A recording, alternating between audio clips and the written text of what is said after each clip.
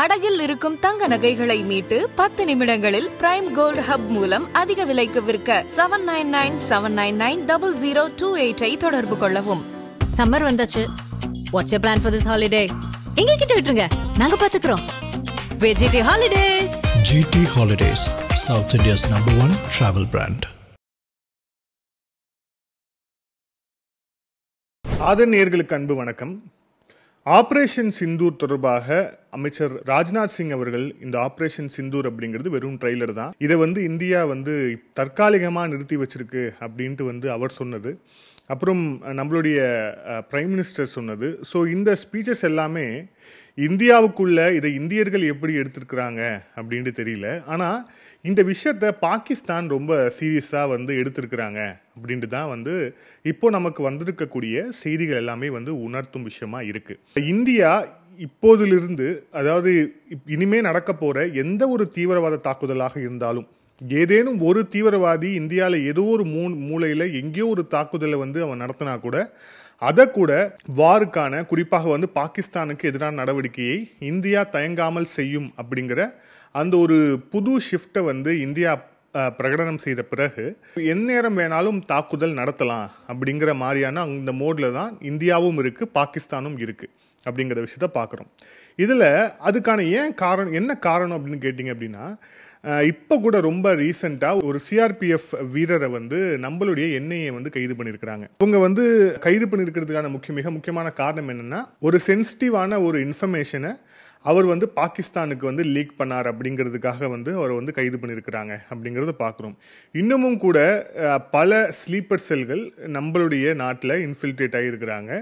அவங்க எந்த இடத்துல தாக்குதல் நடத்துவாங்க அப்படிங்கிறது அந்த ஐடியா பாகிஸ்தானுக்கே இல்லை அப்படிங்கிறதால அவங்க ஒரு டிஃபென்சிவ் மோடில் நாம் இந்தியா எந்த நேரம் வேணாலும் தாக்குதல் நடத்தும், ஸோ அதுக்கு நாம் தயாராகணும் அப்படிங்கிற அந்த விஷயத்தை நோக்கி இப்போ வேகம் எடுத்திருக்காங்கன்னு பார்க்குறோம். அதில் ரொம்ப முக்கியமான செய்தியாக நம்ம ஏற்கனவே சொன்னோம், துருக்கி அப்படிங்கிற நாடு தொடர்ச்சியாக பாகிஸ்தானுக்கு எல்லா வகையிலுமே உதவியாக இந்த போரில், இந்த ஆப்ரேஷன் சிந்தூர்லேயே இருந்தது. குறிப்பாக அவங்க அவங்களுடைய ட்ரோன் சப்ளைலேருந்து எல்லா விஷயங்களையும் பார்க்குறோம். இப்போ பாகிஸ்தான் என்ன செய்யுது அப்படின்னா, அவங்க நாட்டுடைய இராணுவத்தை துருக்கியுடைய ஆயுதங்களை வைத்து இன்னும் நவீனப்படுத்துவதற்கான விஷயங்களை நோக்கி நகர்ந்து கொண்டிருக்கிறாங்க. சீனா வழக்கம் போல் அவங்க என்ன செஞ்சுட்டு இருக்காங்களோ அதை செய்கிறாங்க. துருக்கி கிட்ட இருந்து இப்போ முக்கியமான வெப்பன்ஸை வாங்குறதுக்கான ஒரு திட்டத்தை பாகிஸ்தான் தீட்டி இருக்கிறது. பாகிஸ்தானோட பிரதமர் ஷபாஸ் ஷெரீஃப் துருக்கியில் இஸ்தான்புல்ல நடந்த ஒரு முக்கியமான டாக்ஸில் எர்டோகன் கிட்ட நேரடியாகவே பேசியிருக்கிறார். அந்த பேச்சுடைய முடிவில் பாகிஸ்தானுக்கு கிட்டத்தட்ட $1 மில்லியன் அதிகமான மதிப்புள்ள ஆயுதங்களை பாகிஸ்தானுக்கு வழங்குவது அப்படிங்கிற அந்த முடிவை துருக்கி எடுத்திருக்கிறதாக தகவல் கிடைச்சிருக்கு. ஸோ அப்போது ஆயுதங்களை குவிக்கும் வேளையில் பாகிஸ்தான் மிக தெளிவாக இறங்கி இருக்கிறது. இதற்கு மிக முக்கியமான காரணம், ஆப்ரேஷன் சிந்தூர் இன்னும் முடியலை அப்படின்ட்டு இந்திய அரசு உணர்த்திய அந்த செய்தியை பாகிஸ்தான் இந்த மாதிரி தான் ரிசீவ் பண்ணியிருக்காங்க அப்படிங்கிறத பார்க்குறோம். ஸோ அதன் அடிப்படையில் தான் அவங்களுடைய ஏர் டிஃபென்ஸ் சிஸ்டத்தை மாற்றுறதாகட்டும், லாகூர் உள்ளிட்ட விஷயங்கள், லாகூர் ஏர் டிஃபென்ஸ் சிஸ்டத்தில் ஏற்கனவே அவங்களுடைய அந்த HQ-9 சைனா வழங்கிய அந்த ஏர் டிஃபென்ஸ் சிஸ்டம் உடைப்பட்ட பிறகு இப்போ அதை துருக்கியோடைய சிப்பர் ஏர் டிஃபென்ஸ் சிஸ்டம் மூலியமாக அதை ஈடு செய்வதற்கான பணியை அவங்க தொடங்கியிருக்கிறாங்கன்னு பார்க்குறோம். ஸோ ஆயுத குவிப்பில் தொடர்ச்சியாக பாகிஸ்தான் இறங்கி இருக்கிறது அப்படிங்கிற அந்த ஒரு செய்தி மிக முக்கியமான ஒரு செய்தியாக வந்திருக்கு. மே 29 குஜராத், ஜம்மு காஷ்மீர், ஹரியானா, ராஜஸ்தான் உள்ளிட்ட மாநிலங்களில் சிவில் டிஃபென்ஸ் ட்ரில்லை நம்மளுடைய ஹோம் மினிஸ்ட்ரி நடத்த போகிறாங்க. ஸோ இந்த சிவில் டிஃபென்ஸ் ட்ரில் அப்படிங்கிறது பொதுமக்கள் இந்த போர்க்கால சூழலில் என்ன மாதிரி ஒரு ஆக்டிவாக இருக்கணும், அவங்க எவ்வளோ விஜிலண்ட்டாக இருக்கணும் அப்படின்னு நம்மளுடைய அரசு சொல்கிறதுக்கான ஒரு விஷயம் இது. இப்போ பார்க்குறோம், குறிப்பாக எல்லையோர மாநிலங்கள், அதுவும் பாகிஸ்தானோடு எந்தெந்த மாநிலங்கள் எல்லாமே எல்லையை பகிர்ந்து கொண்டு இருக்கிறதோ, ஸோ பாகிஸ்தான் இந்த ஆயுத குவிப்பு செய்கிறதாகட்டும், நம்மளுடைய எல்லை மாநிலங்களில் இருக்கக்கூடிய அலர்ட் ஆகட்டும், இது அடுத்தடுத்த விஷயங்கள் எப்படி நகரப்போகுது அப்படிங்கிற விஷயத்தை நம்ம பொறுத்திருந்து பார்க்கணும். இதில் இன்னொரு விஷயம் பாருங்கள், இந்த ஆயுதங்கள் வாங்கிறது அப்படிங்கிறதுல பாகிஸ்தான் மட்டும் குறியா இல்லை, நம்மளுடைய இந்திய அரசாங்கமும் அதை தொடர்ச்சியாக எப்படியெல்லாம் மேம்படுத்தலாம் அப்படிங்கிறதுக்கான விஷயத்தை நோக்கி வேகமாக முன்பை காட்டிலும் வேகமாக நகர்ந்து கொண்டிருக்கிறாங்க. அதில் ரொம்ப குறிப்பாக பார்க்கணும் அப்படின்னா, தேஜஸ் MKIA அந்த விமானத்துக்கு வந்து இப்போ இந்த ஜூலை மாதத்திலிருந்து கிட்டத்தட்ட 2 இன்ஜின்களை, மாதத்துக்கு 2 இன்ஜின்களை அமெரிக்கா கிட்ட இருந்து நம்ம வந்து வாங்க போகிறோம். இதுக்கான அந்த மந்த் சீலிங் அப்படிங்கிறது முடிஞ்சிருச்சு. இப்போ அடுத்தபடியாக பார்த்தோம் அப்படின்னா F-35 ஸ்டெல்த் ஃபைட்டர்ஸ் அப்படிங்கிற அந்த ஒரு விமானங்கள், இது வந்து ஏற்கனவே அமெரிக்கா இந்தியா இடையிலான இந்த டாக்ஸில் வந்து நம்ம வந்து பேசி ஃபைனலைஸ் பண்ண விஷயம்தான். ஸோ அதுவும் வந்து மிக விரைவில் நமக்கு வந்து வர இருக்குது அப்படிங்கிறத பார்க்குறோம். இதை தாண்டின முக்கியமான விஷயங்களாக நம்மளுடைய உள்நாட்டு உற்பத்தி, அதாவது இந்த ஆத்ம நிர்பார்னு சொல்லப்படக்கூடிய மேட் இன் இந்தியா வெப்பனரி சிஸ்டத்தை வந்து அதை வந்து என்ஹான்ஸ் பண்ணுறதுக்கான வேலையில் ஒரு பக்கம் DRDO மிக தீவிரமாக இறங்கியிருக்கிறாங்க. அதுலேயும் குறிப்பாக ஆகாஷ் மிசைல் சிஸ்டத்தை வந்து அட்வான்ஸ்டு ப்ரொபல்ஷன் ஃபியூவல் சிஸ்டம் மூலிமா அதை வந்து அடுத்த கட்டத்துக்கு எப்படி வந்து கொண்டு போகணும் அப்படிங்கிறதுக்கான அதுலேயும் வந்து நம்மளுடைய DRDO வந்து வேகமாக செயல்பட தொடங்கி இருக்கிறாங்க அப்படிங்கிறத பார்க்குறோம். இது மட்டும் இல்லாமல் பிரெஞ்சு அரசாங்கத்துடனும் ஒரு பேச்சுவார்த்தை அப்படிங்கிறது நடந்துக்கிட்டு இருக்கு. இப்போ நம்ம பேசிட்டு இருக்கக்கூடிய இந்த சூழலில் நம்மளுடைய வெளியுறவுத்துறை செக்ரட்டரி வந்து அமெரிக்காவுடைய செக்ரட்டரியை வந்து பார்த்து பேச்சுவார்த்தை நடத்திட்டு இருக்கிறார் அப்படிங்கிற அந்த செய்தியும் தற்போது வர தொடங்கி இருக்கிறது அப்படிங்கிறத பார்க்குறோம். நம்ம இந்த ஆப்ரேஷன் சிந்தூரில் சைனாவுடைய இந்த வெப்பன் சிஸ்டம் அப்படிங்கிறது எந்த அளவுக்கு மோசமான ஒரு பெர்ஃபார்மன்ஸோடு இருந்தது அப்படிங்கிறது மிக பட்டவர்த்தனமாக வந்து அம்பலமாச்சு. அதிலும் குறிப்பாக அவங்களுடைய ஏர் டிஃபென்ஸ் சிஸ்டத்துலேருந்து அவங்களுடைய பாகிஸ்தானுக்கு அவங்க வழங்கின அந்த டெக்னாலஜிலேருந்து எது எந்தெந்த மாதிரிலாம் செயல்படுது அப்படிங்கிற எல்லா விஷயமும் வந்து ரொம்ப எவிடெண்ட்டாக எந்த ஒரு செயலுமே வந்து இதில் முழு திறமையோடு இல்லை அப்படிங்கிறது வந்து வெளிப்பட்டது. இப்போ பார்க்குறோம் சைனாவுடைய மிசைல் PL-15E அப்படிங்கிற இந்த மிசைல் சம்மந்தமாக நம்ம ஏற்கனவே ஒரு பதிவு வந்து விரிவாக போட்டுக்கிறோம். இந்த PL-15E அப்படிங்கிற இந்த மிசைல் தான் சைனாவுடைய மிக முக்கியமான போர் விமானங்களில் அவங்க வந்து பயன்படுத்தக்கூடிய ஏவுகணை. இந்த ஏவுகணை அப்படிங்கிறது நமக்கு வந்து இந்த ஆப்ரேஷன் சிந்தூர் டைமில் நம்மக்கிட்ட முழுமையாக அந்த ஃபுல் பீஸோடு நமக்கு வந்து சிக்குச்சு. ஸோ இது வந்து நம்மக்கிட்ட இருக்கும்போதே இது நமக்கு கிடைச்ச உடனேயே நம்மளுடைய டிஃபென்ஸ் எக்ஸ்பர்ட்ஸ்லாம் சொன்னது என்ன அப்படின்னா, இப்போ இந்த மிசைல் சிஸ்டத்தோடைய டெக்னாலஜி என்ன, அதோட கைடிங் சிஸ்டம் என்ன, அதை வந்து எப்படி வந்து கிராக் பண்ணலாம் உள்ளிட்ட விஷயங்களை வந்து முழுக்க வந்து நாம் வந்து அந்த டேட்டாஸ்லாம் எடுத்துருவோம். இது வந்து சைனாவுக்கு வந்து நல்லது அல்ல அப்படின்ட்டு வந்து சொல்லியிருந்தாங்க. இப்போ பார்க்குறோம், இப்போ நமக்கு கிடைச்ச அந்த மிசைல் சிஸ்டத்துலேருந்து நாம் எடுத்த அந்த தகவல்களை வாங்கக்கூடிய முதல் நாடு ஜப்பான். இப்போ நாம் அந்த சைனீஸ் ஏவுகணையுடைய அதோடைய ஸ்பெசிஃபிகேஷன்ஸ் என்னென்ன, இதோட கைடிங் சிஸ்டம் என்னன்னு சொல்லிட்டு அதோடைய முழு சீக்ரெட்ஸ் எல்லாத்தையுமே நாம் வந்து இப்போ ஜப்பானோட ஷேர் பண்ணியிருக்கிறோம். ஜப்பான் அப்படிங்கிறது உங்களுக்கே நல்லா தெரியும், தென் சீன கடல் எல்லையில் என்ன மாதிரியான விஷயங்கள் சைனா தொடர்ச்சியாக செஞ்சுக்கிட்டு இருக்கிறாங்க. ஏற்கனவே குவாட் அப்படிங்கிற அந்த அமைப்பில், சைனாக்கு எதிரான அந்த அமைப்பில் இந்தியா, ஆஸ்திரேலியா, ஜப்பான், அதுக்கப்புறம் அமெரிக்கா தான் இருக்குது. ஸோ சைனாவுக்கு எதிரில் இருக்கக்கூடிய ஒரு மிக முக்கியமான நாடுக்கு வந்து நாம் வந்து சைனீஸ் மிசைலுடைய அந்த முக்கியமான சீக்ரெட்டை வந்து நாம் வந்து கொடுத்துருக்குறோம் அப்படின்னா இது சொல்லக்கூடிய செய்தி அப்படிங்கிறது வேற.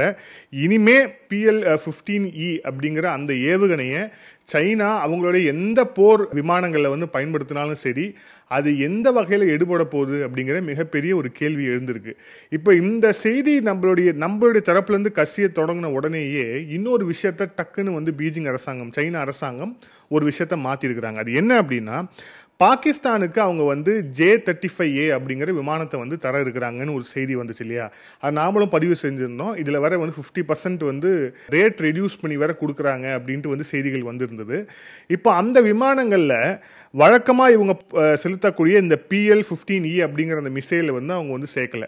அதுக்கு பதிலாக அவங்க என்ன பண்ணியிருக்காங்க, PL-21 அப்படிங்கிற அந்த மிசைலை வந்து மாற்றிருக்கிறாங்க. ஸோ இந்தியாவிடம் இந்த மிசைல் வந்து கிடச்சிருச்சு அப்படிங்கிறதால ஸோ இனிமே அவங்க வந்து இந்த மிசைலை வேறு எந்த இடத்துலையுமே பயன்படுத்த போகிறதில்ல, ஆல்மோஸ்ட் அதோட ப்ரொடக்ஷனையே வந்து நிறுத்தக்கூடிய ஒரு சூழல் வந்து ஏற்பட்டிருக்கிறது அப்படிங்கிற அந்த ஒரு விஷயம் வந்து இப்போ வந்து மிக தெளிவாக நமக்கு வந்து தெரியுது. இனிமேல் வரக்கூடிய காலங்கள்லையும் இந்த PL-15E அப்படிங்கிற இந்த மிசைல் சிஸ்டத்தை, இந்த மிசைலை எங்கேயுமே சைனா பயன்படுத்த போகிறதில்லை அப்படிங்கிறது தெரியுது. ஆனால் இந்த PL-21 அப்படிங்கிறது, அதுக்கப்புறம் இப்போ அவங்க கொண்டு வர போகிற இந்த அட்வான்ஸ் மிசைல் சிஸ்டத்தில் மிக நிச்சயமாக இந்த PL-15 டெக்னாலஜி இருந்துச்சுன்னா அதுவும் சைனாவுக்கு வந்து மிகப்பெரிய ஒரு ஆபத்தாக இருக்கும். இது எப்படின்னா, பாகிஸ்தான் நம்மளோடு ஈடுபட்ட ஒரு போரில் மிக முக்கியமாக ஆபத்தில் சிக்கி இருக்கிறது வந்து சைனா தான். அதுவும் குறிப்பாக அவங்களுடைய வெப்பன் சிஸ்டம் தான் இதில் வந்து மிக முக்கியமாக வந்து சிக்கியிருக்கு அப்படிங்கிறத பார்க்குறோம். இதற்கு தான் நேரடியாக வந்து பதில் சொல்ல முடியாமல் சைனாவுடைய அஃபிஷியல் வெளியுறவுத்துறை செக்ரட்டரியே வந்து தடுமாறினார் அப்படிங்கிறத பார்க்குறோம். அந்த ஒரு ப்ரெஸ் மீட்டில் அவங்களுடைய அந்த ஃபாரின் செக்ரட்டரி கிட்ட நேரடியாக ஒரு செய்தியாளர் கேட்கும்போது இந்த மாதிரி பாகிஸ்தானுக்கு நீங்கள் தான் டிஃபென்ஸ் சிஸ்டம் வந்து கொடுத்தீங்களாமே, ஆனால் அதெல்லாம் பெருசாக செயல்படலையே, இந்தியாவுக்கு எதிராக அதை வந்து செயல்படுத்த முடியலையே, இந்தியாவுடைய சிஸ்டம் அது எல்லாமே ட்ராக் பண்ணி அது எல்லாமே வீழ்த்திடுச்சு, அப்போ வந்து சைனீஸ் வெப்பன் சிஸ்டத்துக்கு வந்து அவ்வளோதான் பவரா அவ்வளோதான் இதா அப்படின்னு வந்து அவங்க கேட்கும்போது அதுக்கு அந்த அம்மா பதில் சொல்கிறது என்ன தெரியுமா? இந்தியாவும் பாகிஸ்தானும் எங்களுடைய நட்பு நாடுகள், இவங்க வந்து அமைதியாக வந்து இருக்கணும், அதுக்கு வந்து நாம் வந்து சைனா துணை நிற்போம், இதுதான் பதில். கேட்ட கேள்வி வேற, அவங்க சொன்ன பதில் அப்படிங்கிறது வேற. ஸோ இதுல இருந்தே அவங்களுக்கு வந்து இதில் வந்து பதில் சொல்றதுக்கு எதுவுமே இல்லை அப்படிங்கிற அந்த ஒரு விஷயத்தை வந்து மிக தெளிவாக பார்க்குறோம். ஓகே, இந்த காணொலியில் இறுதியாக நாம் வந்து பங்களாதேஷ் தொடர்பாக நேற்றைய பதிவில் பார்த்துருந்தோம். அதில் ஒரு சின்ன திருத்தமும் கூட, அது நிறைய பேர் நீங்கள் கமெண்ட்ஸ்லையும் குறிப்பிட்டிருந்தீங்க. ஷேக் ஹசீனா வந்து கஸ்டடியில் இருக்காங்க அப்படின்ட்டு நான் சொல்லியிருந்தது வந்து கஸ்டடியில் அவங்க இல்லை, நம்மளுடைய அரவணைப்பில் இருக்கிறாங்கன்னு. ஆக்சுவலாக அது உண்மைதான். அந்த கஸ்டோடியன், கார்டியன் சொல்லிட்டு அதுக்கு நிறைய வார்த்தை இருக்கு. ஆனால் கஸ்டடி அப்படிங்கிறது அந்த போலீஸ் லாங்குவேஜில் உள்ள ஒரு வார்த்தை அப்படிங்கிறதால அது வந்து தவறாக புரிந்து கொள்ளப்பட்டிருக்கலாம். நீங்க சொல்ற மாதிரி ஷேக் ஹசீனா வந்து நம்மளுடைய அரவணைப்பில் தான் இருக்கிறார். அதுல வந்து நம்ம கஸ்டடியிலாம் இல்லை. அவங்க நினைச்சா வேற ஏதாவது ஊருக்கு போகணும்னு நினைச்சா அவங்களை யாரும் தடுக்க போறது இல்லைங்கிறதும் உண்மைதான். அது ஒரு சின்ன திருத்தம். அந்த தவறுக்காக வருத்தம் தெரிவிக்கிறேன். இப்போ இதில் அடுத்த கட்டமாக பார்க்குறோம் அப்படின்னா, பங்களாதேஷில் இப்போ நடந்திருக்கக்கூடிய விஷயங்கள் பார்க்குறோம். பங்களாதேஷில் நம்ம ஏற்கனவே என்னென்ன நடந்துகிட்டு இருக்கு அப்படிங்கிறத பார்த்தோம். இப்போ நம்ம பேசிட்டு இருக்கக்கூடிய சூழல்லையும் மிக கடுமையான ஒரு போராட்டம் அங்கே நடந்து கொண்டிருக்கு. ஆனால் இதில் என்ன ஒரு விஷயம்னா, இதுக்கு முன்பாக ஷேக் ஹசீனாவுக்கு எதிராக நடந்த அந்த போராட்டத்தை முன்னெடுத்தது அப்படிங்கிறது மாணவர் அமைப்பு முன்னெடுத்தாங்க. ஆனால் இப்போ அங்கே போராட்டத்தை முன்னெடுக்கிறது பிஎன்பின்னு சொல்லப்படக்கூடிய பங்களாதேஷ் நேஷனலிஸ்ட் பார்ட்டி வந்து அவங்க வந்து மிக கடுமையாக ஒரு 6 நாள் வந்து தொடர்ச்சியான ஒரு போராட்டத்தை வந்து அந்த யூனஸ் அரசாங்கத்துக்கு எதிராக வந்து அவங்க முன்னெடுத்துட்டு இருக்கிறாங்க அப்படிங்கிற அந்த ஒரு செய்தி வந்து கிடைச்சிருக்கு. சரி, இந்நேரத்தில் யூனஸ் வந்து பங்களாதேஷில் இருந்திருக்கணுமே, அதுதான் கிடையாது. இப்போ நம்ம பேசிட்டு இருக்க சூழலில் யூனஸ் வந்து பங்களாதேஷ்லேயே இல்லை, அவர் ஜப்பானில் இருக்கிறார். கேட்டால் வந்து அரசு முறை பயணமாக ஜப்பானுக்கு போயிருக்கிறார் அப்படின்ட்டு வந்து சொல்கிறாங்க. ஆனால் அவங்களுடைய சொந்த நாடு வந்து இப்படி எரிஞ்சிட்டு இருக்கும்போது அந்த நாட்டுடைய தலைவர் வந்து வேற ஒரு நாட்டுக்கு வந்து அரசு முறை பயணமாக போகிறார் அப்படின்னா அது வைக்கக்கூடிய செய்தி அப்படிங்கிறது வேற. ரெண்டாவது, ஜப்பான் அப்படிங்கிறது யாரோட மிக நெருக்கமாக ஒரு நாடாக இருக்கிறாங்க அப்படின்னு தெரியும். அமெரிக்காவோட நெருக்கமான ஒரு நாடாக இருக்கிறாங்க. ஸோ அமெரிக்கா வந்து ஒரு நேரடியாக வந்து யூனஸ்க்கு கடத்த வேண்டிய செய்தியை ஜப்பானில் வைத்து யூனஸுக்கு வந்து அவங்க வந்து சொல்ல நினைக்கிறாங்க அப்படிங்கிறது தான் தெரியுது. ஸோ ஜப்பான் இந்த சூழலில் ஜப்பான் சென்றிருக்கக்கூடிய முகமது யூனஸுக்கு அமெரிக்கா பல நேரடியான தகவல்களை சொல்ல இருக்கிறது. அதுவும் குறிப்பாக ஷேக் ஹசீனா அவர்கள் அமெரிக்காவை வந்து பொதுவெளியில் இந்த மாதிரி அம்பலப்படுத்திய பிறகு யூனஸுக்கு அமெரிக்கா அடுத்த கட்ட நடவடிக்கையை வந்து சொல்ல இருக்கு. அதுக்கு தான் அவர் ஜப்பான் போயிருக்கிறாரு. ஸோ அவர் ஜப்பான் போயிட்டு வந்ததுக்கு அப்புறம் குறிப்பாக எலெக்ஷனை வந்து இந்த வருஷத்திலே வைக்கிறதுக்கான பிளான்ல இருக்கிறாரா, இல்லை வேறு விஷயங்கள் நடக்குதா அப்படிங்கிற விஷயத்தை வந்து பொறுத்திருந்து பார்க்கணும். ஆனால் எப்படி இருந்தாலும் கூட வங்கதேசத்தில் இந்தியா அப்படிங்கிற ஒரு மிகப்பெரிய ஒரு ஜனநாயக நாடு, அதுவும் குறிப்பாக வங்கதேசத்தை உருவாக்கிய நாடு, அவங்களுடைய சர்வதேச எல்லையை பகிர்ந்து கொண்டிருக்கக்கூடிய ஒரு நாடு, இந்தியாவோட உதவி இல்லாமல் பங்களாதேஷில் நம்மளால் இனிமேல் ஆப்ரேட் பண்ண முடியாது அப்படிங்கிற செய்தி யூனஸுக்கும் தெரிஞ்சிருக்கும், அமெரிக்காவுக்கும் தெரிஞ்சிருக்கும். ஸோ ஜப்பானில் வைத்து அமெரிக்கா யூனஸுக்கு சொல்ல போகிற செய்திங்கிறது என்ன, யூனஸ் வங்கதேசத்துக்கு திரும்பிய பிறகு அவர் எடுக்க போகிற அடுத்த கட்ட நடவடிக்கை என்ன, இதில் இந்தியாவுடைய டேக் என்னவா இருக்கும் அப்படிங்கிறத நம்ம பொறுத்திருந்து பார்ப்போம். மீண்டும் இன்னொரு காணொலியில் சந்திப்போம். அதுவரை நன்றி, வணக்கம்.